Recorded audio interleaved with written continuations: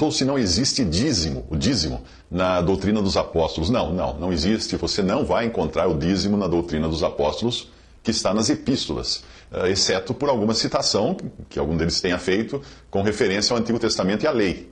Você também não encontrará muitas outras coisas, como igrejas denominadas, tipo igreja A, igreja B, igreja C, a não ser, no caso das igrejas que eram identificadas pela cidade onde estavam, mas era a mesma igreja, apenas a localização que era diferenciada uma das outras, né? A igreja que está em Corinto, a igreja que está em Éfeso, é a igreja que está, não a igreja de, ou a igreja corintiana ou efesiana, não. Você não vai encontrar também na doutrina dos apóstolos templos, edificações, como chamadas de templos, não existem. Existia o templo de Jerusalém, foi destruído no ano 70, mas era o templo dos judeus, do judaísmo, e cristianismo não é judaísmo, não é? Você não vai encontrar pastores dirigindo congregações, pastores ou padres à frente de uma congregação. Você não vai encontrar na doutrina dos apóstolos mulheres falando nas reuniões da igreja. Você também não vai encontrar altares, música instrumental na adoração, corais, homílias, aquele papelzinho já com todo o programa do que vai ser falado numa reunião. Você não vai encontrar danças, não vai encontrar ensaios de uma reunião. Não existe também dias santos ali na doutrina dos apóstolos. Escolas de teologia, faculdade de teologia também não tem. Clero não tem, um clero distinto de leigos não tem. Roupas especiais para clérigos, você não vai encontrar aquele colarinho branco, não existe isso na doutrina dos apóstolos. Cadeiras diferentes para certas pessoas do clero, as cadeiras mais altas, grandes na frente, não tem isso também. Títulos honoríficos, tipo presidente disso, diretor daquilo, etc., você não vai encontrar na doutrina dos apóstolos. Enfim, na doutrina dos apóstolos, os cristãos não constroem templos, não trazem outro nome que diferencie uns dos outros, além do nome de Cristo. Não se fazem membros de alguma instituição religiosa, porque se eles são cristãos, eles já são membros do corpo de Cristo, não precisa fazer membro de outra coisa. Não assinam carteirinha, não assinam contrato, não tem carteirinha, não tem um contrato, não fazem nenhum juramento pela denominação, pela organização, ou por um líder da organização, não fazem nenhum compromisso com algum sistema religioso, nada disso. Na doutrina dos apóstolos, os cristãos são exortados a reconhecer que existe um só corpo, que é o corpo de Cristo, ao qual pertencem, do qual são membros todos os salvos. Ninguém é membro de uma igreja, de uma denominação. Somos membros do corpo de Cristo. E isso vale para todos. Até para aqueles que se fazem membros de igrejas que homens inventaram. Mas são membros do corpo de Cristo se eles creram em Cristo em algum dia. É Cristo quem acrescenta as pessoas à igreja. Não são pessoas que se acrescentam à igreja. Ele acrescenta as pessoas à igreja. Quando uma pessoa se converte, o Espírito Santo vem morar nela. Você também vai encontrar pessoas na doutrina dos apóstolos que estão dando um testemunho prático de que há um só corpo, quando elas se congregam ao nome do Senhor Jesus, para comunhão, aprendizado da doutrina dos apóstolos, para celebrar a ceia do Senhor, a mesa do Senhor e para oração. Então essas coisas você encontra, sim, na doutrina dos apóstolos. Individualmente, e não como igreja, essas pessoas, esses cristãos ali na doutrina dos apóstolos, nas epístolas, em Atos, eles individualmente saem para pregar o evangelho. Mas não são capacitados para isso por alguma escola de teologia e nem enviados por alguma junta de missões ou por alguma liderança, mas eles são enviados pelo Espírito Santo. Eles são enviados pelo Espírito Santo. Deus coloca no coração deles e saem para pregar o Evangelho. Vão onde estão os perdidos. Eles nunca saem na obra do Senhor pedindo dinheiro para os irmãos. Jamais. Você não encontra isso na doutrina dos apóstolos. Não vão pedir dinheiro para ninguém para fazer a obra, porque a obra é do Senhor. Quem vai prover é o Senhor. E se o Senhor não estiver dando o suficiente para aquela pessoa sair na obra, então não é para ela sair na obra. Porque ela não deve pedir a não ser a Deus, ao Senhor Jesus, ao Senhor da seara. Ele é o dono da seara. Quem pode sustentar alguém na seara? Ele, não alguma coisa. Não um patrocínio de alguém, não é? Se não for dele, a obra não vai prover, né? E muito menos, um cristão jamais deveria pedir dinheiro a incrédulos para fazer a obra do Senhor. Cristãos também, na doutrina dos apóstolos, os cristãos não promovem partidos políticos e nem apoiam candidatos políticos. Você já viu isso, encontrou isso em algum lugar do Novo Testamento, em Atos e nas cartas? De jeito nenhum, pelo contrário. Eles caminhavam os cristãos fora à margem de todo o sistema político. Porque o cristão não tem nada a ver com esse mundo. O cristão é um cidadão celestial que está momentaneamente vivendo na Terra, que é um planeta que não lhe pertence. O cristão não tem nada a ver com a Terra, porque não é aqui a cidade dele. E nem se ilude, né? Nem deve se iludir em transformar este mundo num mundo melhor. Porque o cristão sabe qual é o destino desse mundo. Ele sabe que o príncipe desse mundo é Satanás. Ele sabe que esse mundo está destinado ao fogo. Ele sabe que aqui ele tem que andar para Cristo, claro, amando as pessoas, ajudando as pessoas, intercedendo pelas pessoas, orando por seus irmãos em necessidades, em dificuldades, e orando pelos incrédulos, não para que eles tenham uma vida boa, mas para que se convertam, não é? Mas antes que você fique animado com a ideia de não existir exigência do dízimo na doutrina dos apóstolos, que foi essa a questão inicial disso que eu estou falando, saiba que a beneficência é sim estimulada na doutrina dos apóstolos. Porém, não no sentido de se sustentar um pregador rico, um pastor que viaja de avião a jato particular, não. É no sentido de socorrer os mais pobres, os enfermos, prover para aqueles que se dedicam ao trabalho no Evangelho. Aí sim, não aquele que está na obra, realmente, sinceramente na obra do Evangelho, não para ficar milionário.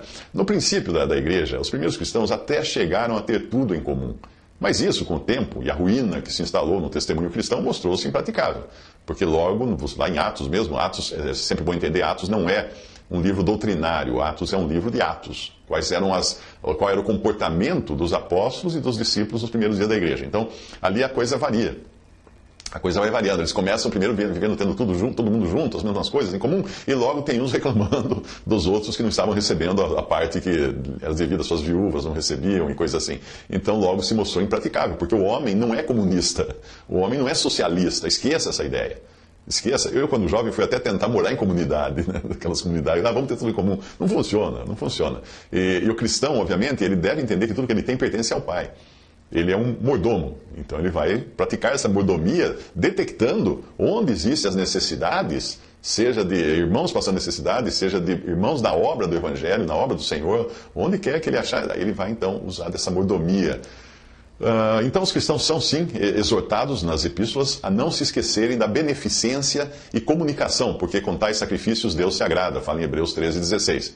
Também são aconselhados ali a não para praticar caridade para receber salvação. Existem algumas religiões que a caridade é para você eliminar o seu karma, você ser salvo, mas isso aí é uma barganha, né? E aliás não é nem caridade, porque se você faz uma caridade para ser salvo, você não está nem aí com a necessidade e com a dificuldade do outro, você está defendendo o seu. Na verdade, um crente em Cristo, ele não faz caridade para receber a salvação, porque a salvação ele já tem.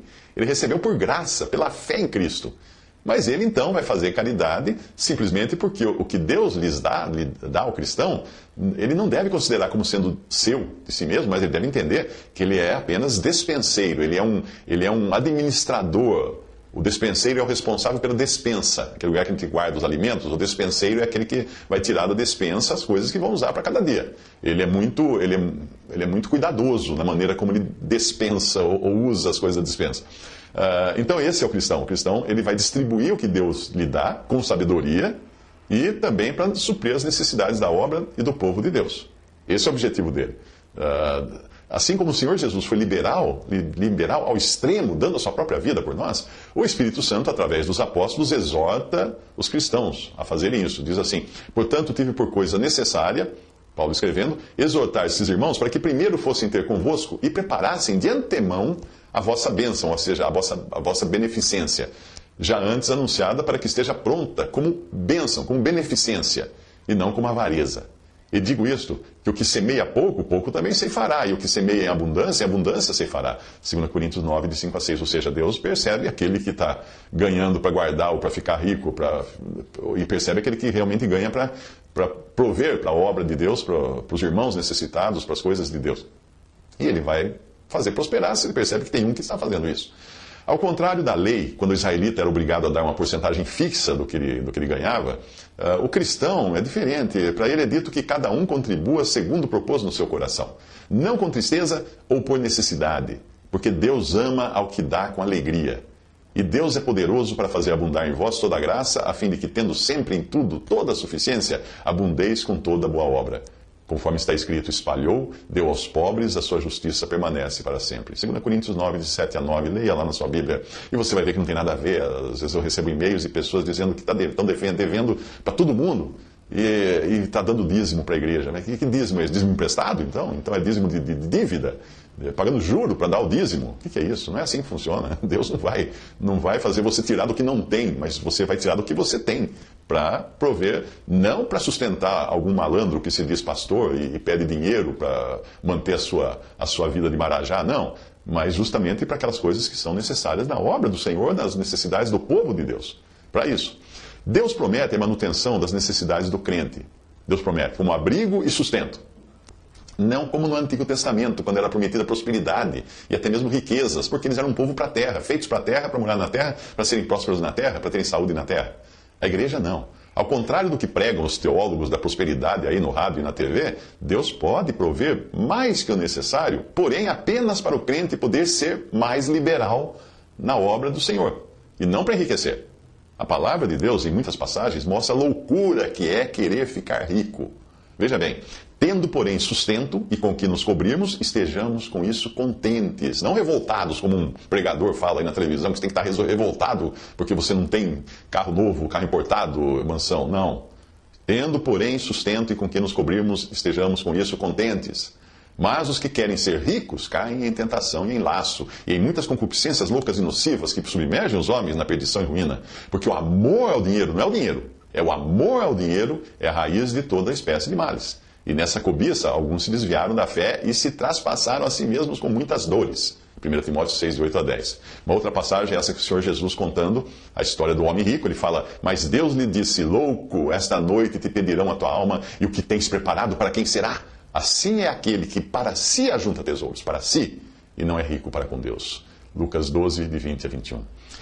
Deu para você perceber que esses pregadores da prosperidade transformam seus seguidores em loucos. Porque o Senhor Jesus falou assim, louco, para aquele homem que queria destruir seus celeiros, fazer outros maiores, para ficar cada vez mais rico e achar que nisso estaria a sua segurança. Louco! Então esses pregadores da prosperidade transformam os seguidores em loucos, para que caiam em laço, para que caiam em perdição, para que caiam em ruína, para que se desviem da fé e se traspassem com muitas dores. É tudo isso que fala a passagem que eu li. Toda a provisão do crente vem de Deus. Ora, aquele que dá a semente ao que semeia, também vos dê pão para comer e multiplique a vossa sementeira e aumente os frutos da vossa justiça. Mas essa provisão que vem de Deus vem com um propósito muito definido. Veja qual. Para que em tudo enriqueçais para toda a beneficência. Enriquecer para a beneficência. Enriquecer para ajudar. Para prover para os outros e para a obra de Deus. Para que em tudo enriqueçais para toda a beneficência, a qual faz que por nós se deem graças a Deus. Porque a administração desse serviço, ou seja, fazer essas coisas, não só supre as necessidades dos santos, mas também é abundante em muitas graças que se dão a Deus, visto como na prova dessa administração glorificam a Deus pela submissão que confessais quanto ao Evangelho de Cristo e pela liberalidade de vossos dons para com eles e para com todos. 2 Coríntios 9, de 10 a 13. Que coisa maravilhosa. Quando você usa dos meios que você tem para a glória de Deus, Deus é glorificado nisso, porque muitas pessoas vão agradecer a Deus. Você ajuda aquele irmão que passa necessidade, ele agradece a Deus, sobe gratidão a Deus. Você ajuda o irmão que está na obra do Senhor, levando o evangelho para os incrédulos, ele agradece a Deus, porque veio de Deus, ele apenas usou você de instrumento, e você então está ajudando a levar mais glória para Deus, não para si mesmo. Portanto, Deus provê para sermos provedores. Deus provê para sermos provedores daqueles que têm necessidades e também daqueles que trabalham na obra do evangelho sem pedir nada a ninguém. Fuja desses que vêm pedir dinheiro, fala assim, irmão, eu estou precisando viajar para a China para levar o evangelho. Diga para ele, então vá, boa viagem. Você não está na obra do Senhor? É o Senhor que sustente você. Você não tem que pedir para mim, peça para ele. Se ele moveu meu coração, aí sim. O fato de não pedir para alguém, um irmão que está na obra do Senhor, não significa que ele não necessita. Ele necessita. Mesmo não, sem pedir. Muitas vezes necessitam, mas são exercitados a depender só do Senhor. E aí o Senhor vai mover corações de indivíduos e de assembleias para proverem o necessário para que o evangelho seja levado e o ministério da palavra também seja levado. Sempre que um cristão ajuda alguém nas suas necessidades, tanto para suprir na sua pobreza, como para que o evangelho continue sendo pregado, ele está produzindo graças a Deus. Muitas graças que se dão a Deus, como fala a passagem também da carta. Esse é o final da história. Não enriquecimento, mas a glória de Deus. É esse o objetivo dos bens materiais nas mãos de um cristão desse mundo, a glória de Deus, não a sua própria glória. Portanto, se você pensou em congregar ao nome do Senhor somente fora das denominações, dos sistemas religiosos, isento de dízimos, se for assim vai sair mais barato para você, é melhor você pensar de novo. A motivação do crente nas coisas de Deus nunca deve ser material, nem no sentido de dar, nem no sentido de receber. Eu nem preciso dizer que aquela história de campanha, voto, promessa e tantas coisas que hoje são praticadas na cristandade não passam de mesquinharia, de barganha, de gente querendo fazer barganha com Deus para de alguma maneira enriquecerem. Não é assim que funciona a coisa.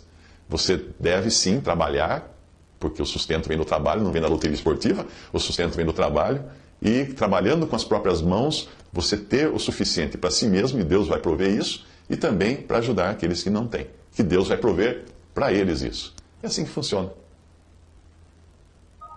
Visite respondi.com.